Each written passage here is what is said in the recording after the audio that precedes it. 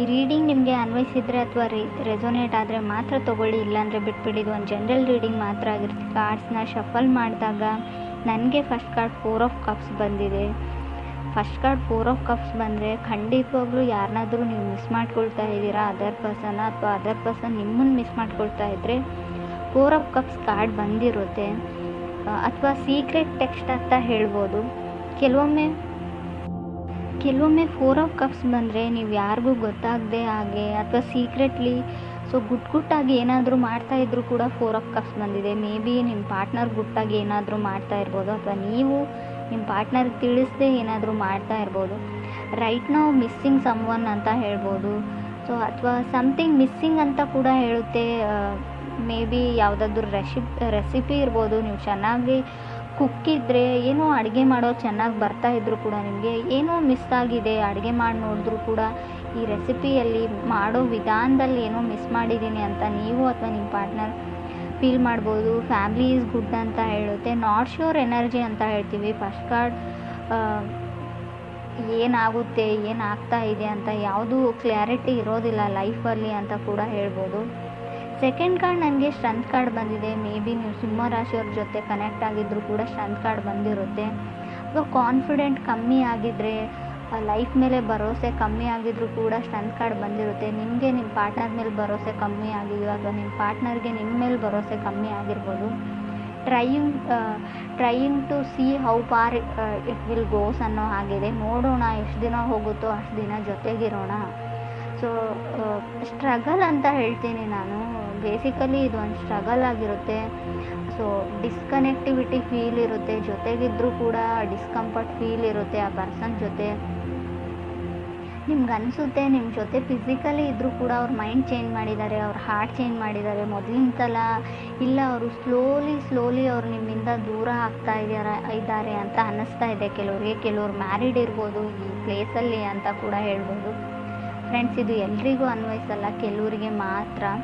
Third card ನನಗೆ 5 of pentacles ಬಂದಿದೆ. 5 of pentacles third card ಬಂದಿರ್ಬೋದು.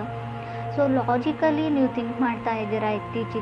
ಇತ್ತೀಚೆಗೆ ತುಂಬ ಪ್ರಾಕ್ಟಿಕಲ್ ಆಗ್ತಾ ಇದ್ದೀರಾ ನೀವು ನಿಮ್ಮ ಪಾರ್ಟ್ನರು. ಯಾವ ಕಾರಣ ದೂರ ಆಗೋಕ್ಕೆ ಅಂತ ಒಬ್ರಿಗೊಬ್ರು ಎಕ್ಸ್ಪ್ಲೇನ್ ಮಾಡ್ತಾ ಇದ್ದೀರಾ ಅಂತ ಹೇಳ್ಬೋದು.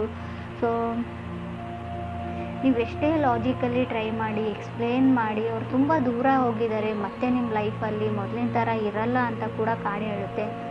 5 ಆಫ್ ಪೆಂಟಿಕಲ್ಸ್, ನೀವು ಯಾವಾಗಲೂ ದುಡ್ಡಿಗೆ ಮಹತ್ವ ಕೊಡ್ತಿರೋ, ವಸ್ತುಗಳಿಗೆ ಮಹತ್ವ ಕೊಡ್ತಿರೋ, ನಿಮ್ಮ ಸ್ಟೇಟಸಿಗೆ ಮಹತ್ವ ಕೊಡ್ತಿರೋ, ಅವ್ರ ಮೇಲೆ ನಿಮಗೆ ರೆಸ್ಪೆಕ್ಟ್ ಕಮ್ಮಿ ಆಗಿದೆ, ಕೇರ್ ಮಾಡ್ತಾ ಇಲ್ಲ ಅಂತ ಹೇಳ್ಬೋದು. ಅಷ್ಟೊಂದು ಮೊದಲಿನ ಥರ ಇರೋ ಒಂದು ಸೆಕ್ಯೂರಿಟಿ ಬಾಂಡ್ ಅವ್ರಿಗೆ ಫೀಲ್ ಆಗ್ತಾ ಇಲ್ಲ ಅಂತ ಹೇಳ್ಬೋದು, ನಿಮಗೂ ನಿಮ್ಮ ಪಾರ್ಟ್ನರ್ಗೂ. ಫೋರ್ತ್ ಕಾರ್ಡ್ ನನಗೆ ನೈಟ್ ಆಫ್ ಪೆಂಟಿಕಲ್ಸ್ ಬಂದಿದೆ. ಕೆಲವರು ನೈಟ್ ಆಫ್ ಪೆಂಟಿಕಲ್ಸ್ ಬಂದರೆ ಬ್ರೇಕಪ್ ಆಗಿದೆ, ಹ್ಯಾಪಿ ಟು ಸಿಂಗಲ್ ಅನ್ನೋ ಒಂದು ಲೈನ್ನ ಹೇಳ್ತಾ ಇದ್ದೀರಾ. ಕೆಲವ್ರಿಗೆ ಫೀಲ್ ರಿಜೆಕ್ಟೆಡ್ ಅಂತ ಹೇಳ್ಬೋದು. ನೈಟ್ ಆಫ್ ಪೆಂಟಿಕಲ್ಸ್ ನಿಮ್ಮನ್ನು ಯಾರೋ ರಿಜೆಕ್ಟ್ ಮಾಡಿದ್ದಾರೆ, ಅಥವಾ ರಿಜೆಕ್ಟೆಡ್ ಫೀಲ್ ಆಗ್ತಾ ಇದೆ ಇತ್ತೀಚೆಗೆ, ಅಥವಾ ನೀವು ಯಾರನ್ನಾದರೂ ರಿಜೆಕ್ಟ್ ಮಾಡ್ತಾ ಇದ್ದೀರಾ. ಕೇಳದೆ ನಿಮ್ಮನ್ನು ಬ್ಲಾಕ್ ಮಾಡ್ತಾ ಇದ್ದಾರೆ, ನಿಮ್ಮ ಕಾಲ್ನ ಪಿಕ್ ಮಾಡ್ತಾ ಇಲ್ಲ, ನಿಮ್ಮ ಕೈಗೆ ಸಿಗ್ತಾ ಇಲ್ಲ ಆ ಪರ್ಸನ್ ಅಂತ ಹೇಳ್ಬೋದು. ನಿಮ್ಮ ಇದಕ್ಕೆ ಸೂಟ್ ಆಗೋ ಪರ್ಸನ್ ಕೂಡ ಇಲ್ಲ. ಮೇ ಬಿ ತುಂಬ ಗುಡ್ ಲುಕಿಂಗ್ ಪರ್ಸನ್ ಅವರಾಗಿದ್ದಾರೋ ನೀವಾಗಿದ್ದಾರೋ ಏನೋ ಅವ್ರಿಗೆ ಒಂದು ಅನುಮಾನ. ನಿಮ್ಮಿಂದ ದೂರ ಆಗೋಕ್ಕೆ ಅವ್ರು ಟ್ರೈ ಮಾಡ್ತಾ ಇದ್ದಾರೆ ಅಂತ ಹೇಳ್ಬೋದು. ಫಿಫ್ತ್ ಕಾರ್ಡ್ ನನಗೆ 10 ಆಫ್ ಪೆಂಟಿಕಲ್ಸ್ ಬಂದಿದೆ. ಹಣ ತುಂಬ ಬರುತ್ತೆ ನಿಮಗೆ, ಹಣದ ಬಗ್ಗೆ ಯೋಚನೆ ಮಾಡಬೇಕಾಗಿಲ್ಲ, ಅಥವಾ ನಿಮ್ಮ ಪಾರ್ಟ್ನರ್ಗೂ ಸ್ಟೆಬಲ್ ಆಗಿದ್ರೆ ಅಂತ ಹೇಳ್ಬೋದು. ಕೆಲವ್ರಿಗೆ ಎಮೋಷ್ನಲ್ ಸ್ಟೆಬಿಲಿಟಿ ಬೇಕಾಗಿದೆ, ಎಮೋಷ್ನಲಿ ಯಾರಾದರೂ ಸಪೋರ್ಟ್ ಮಾಡಬೇಕು. ಟೂ ಮಚ್ ಕನ್ಸರ್ನ್ ಅಂತ ಹೇಳ್ಬೋದು. ಅನ್ಸರ್ಟನಿಟಿ ಇದೆ ಲೈಫಲ್ಲಿ ಅಂತ ಹೇಳ್ಬೋದು. ಯಾರೂ ನನಗೆ ಸಪೋರ್ಟ್ ಮಾಡೋರಿಲ್ಲ.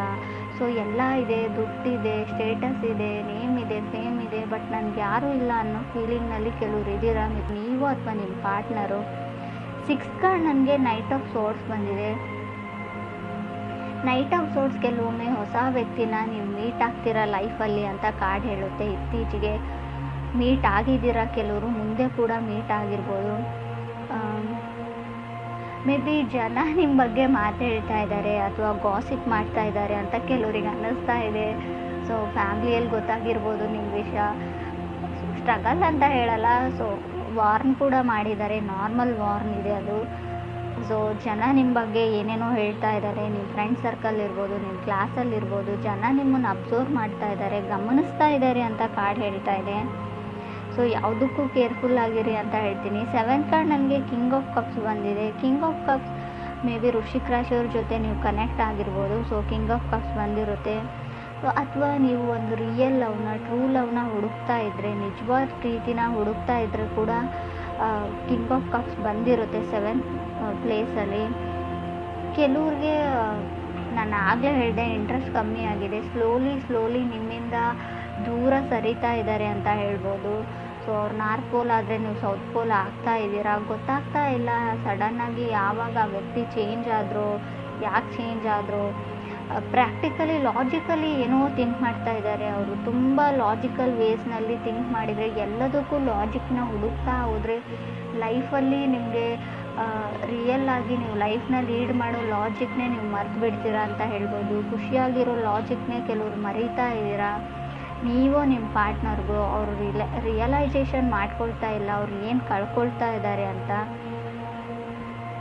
ಸೊ 8th ಕಾರ್ಡ್ ನನಗೆ 10 ಆಫ್ ಕಪ್ಸ್ ಬಂದಿದೆ. ಸೊ ರಿಯಲೈಸೇಷನ್, ತುಂಬ ಟಾಕ್ಸಿಕ್ ಎನರ್ಜಿ ಇದೆ ಅಂತ ಅವ್ರು ಅಂದ್ಕೊಂಡಿದ್ದಾರೆ. ಡೋಂಟ್ ನೋ ಏನು ಮಾಡಬೇಕು, ಇದನ್ನು ಹೇಗೆ ಸರಿಪಡಿಸ್ಬೇಕು ಅನ್ನೋ ಓವರ್ ಥಿಂಕಿಂಗ್ ಇದೆ. ಬಟ್ ಅಲ್ಲಿ ಏನೂ ಇಲ್ಲ, ಎಲ್ಲನೂ ಇದೆ, ಎಲ್ಲ ಖುಷಿ ಇದೆ.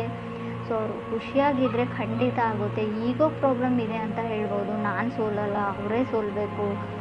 ಸೊ ತುಂಬ ಒಂದು ಟೆಕ್ಸ್ಟು ಅಥವಾ ಒಂದು ಕಾಲ್ಗೆ ಆನ್ಸರ್ ಮಾಡಿದರೆ ಏನಾದರೂ ಆಗುತ್ತಾ, ಮೊದಲಿನ ಥರ ಯಾಕೆ ಇರೋಕ್ಕಾಗಲ್ಲ ಅಂತ ಕೂಡ ನೀವು ಯೋಚನೆ ಮಾಡಬೇಕು ಮಿಥುನ ರಾಶಿಯವರು, ನೀವು ಅಥವಾ ನಿಮ್ಮ ಪಾರ್ಟ್ನರು. ಸೊ ಇಲ್ಲಿ ಯಾವುದೇ ತೊಂದರೆ ಇಲ್ಲ, ಥರ್ಡ್ ಪಾರ್ಟಿ ಇಲ್ಲ, ಯಾರೂ ಇಲ್ಲ. ನೀವು ಅಂದ್ಕೊಂಡಿರ್ಬೋದು ಯಾರಾದರೂ ಇರ್ಬೋದಾ ಅಂತ, ಆ ಥರ ಯಾರೂ ಇಲ್ಲ. 9th ಕಾರ್ಡ್ ನನಗೆ ಹೈ ಪ್ರೀಸ್ಟಿಸ್ ಬಂದಿದೆ. ಹೈ ಪ್ರೀಸ್ಟಿಸ್ ಬಂದಿರೋದ್ರಿಂದ ಕೆಲವರು ಟಾಕ್ಸಿಕ್ ರಿಲೇಷನ್ಶಿಪ್ನ ಬಿಟ್ಟು ಮೂವ್ ಆನ್ ಆಗ್ತಾ ಇದ್ದರೆ, ಆ ಥರ ಇದ್ದರೆ ಓಕೆ ಬಿಡ್ಬೋದು.